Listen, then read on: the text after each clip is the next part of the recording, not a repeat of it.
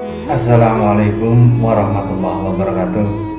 Saudaraku yang dirahmati Allah, tentu kita semua tahu bulan Muharram adalah bulan yang dimuliakan oleh Allah Subhanahu wa Ta'ala.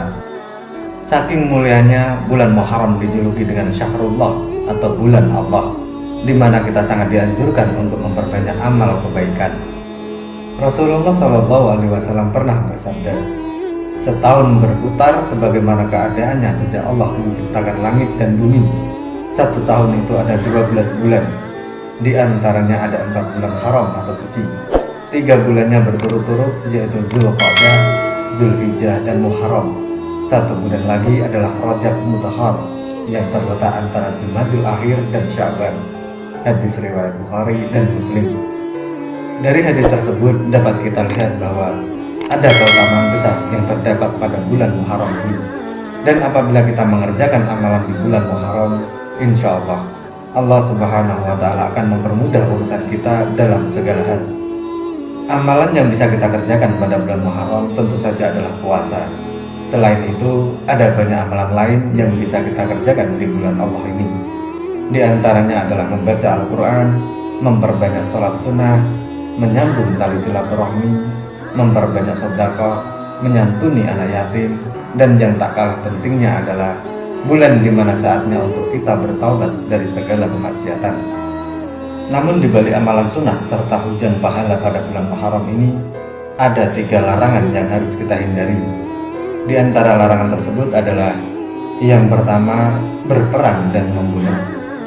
Apa maknanya berperang dan membunuh di era modern seperti ini? Sebagian besar ulama menjelaskan yang dimaksud berperang dan membunuh dalam hal ini bukanlah berperang mengangkat senjata atau membunuh lawan dalam medan peperangan layaknya perang Badar.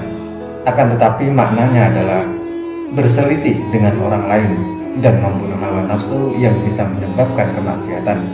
Karena kita semua tahu bulan Muharram adalah salah satu bulan mulia untuk bertaubat kepada Allah.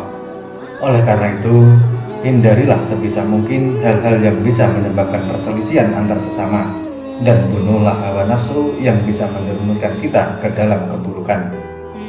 Larangan yang kedua adalah menzalimi diri sendiri dan orang lain. Yang dimaksud menzalimi diri sendiri adalah melakukan perbuatan yang tidak sesuai dengan syariat agama Islam.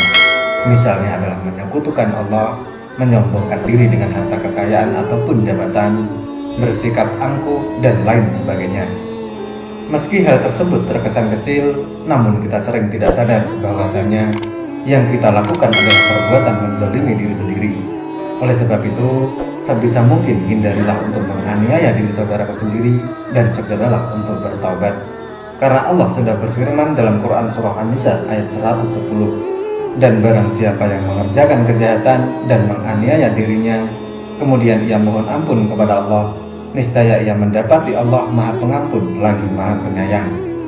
Lalu menzalimi orang lain yang kita lakukan tanpa sadar, contohnya adalah ghibah atau membicarakan keburukan orang lain, berbohong, menipu, berkhianat, mengambil hak orang lain, mengadu domba, bahkan sampai memfitnah. Oleh sebab itu, di bulan Muharram ini, mulailah untuk mengurangi hal-hal tersebut sedikit demi sedikit, dan teruslah meminta ampun kepada Allah.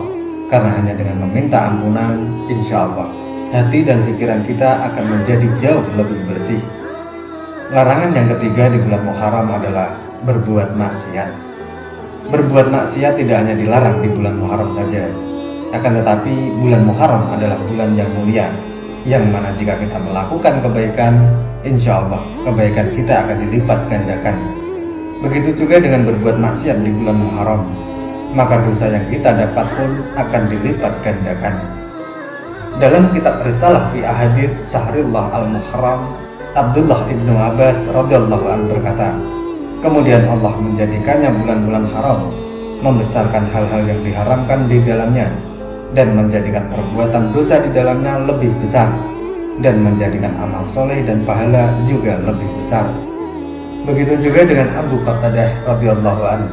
Beliau juga pernah berkata, "Sesungguhnya kezaliman pada bulan-bulan haram lebih besar kesalahan dan dosanya daripada berbuat kezaliman di selain bulan-bulan tersebut. Meskipun berbuat zalim pada setiap keadaan bernilai besar, tetapi Allah membesarkan segala urusannya sesuai apa yang dikehendakinya. Oleh karena itu, kita sebagai umat muslim hendaknya menghormati bulan Muharram ini dan memanfaatkan kesempatan bulan mulia ini sebagai ladang memperbanyak amal soleh dan menghindari perbuatan maksiat. Semoga Allah selalu membuka pintu ampunan bagi kita umat muslim yang ingin bertaubat dari segala kemaksiatan sebelum ajal menjemput. Amin, amin ya rabbal alamin. Wallahu a'lam bishawab. Semoga materi ini bermanfaat. Sampai ketemu pada materi berikutnya. Dan wassalamualaikum warahmatullahi wabarakatuh.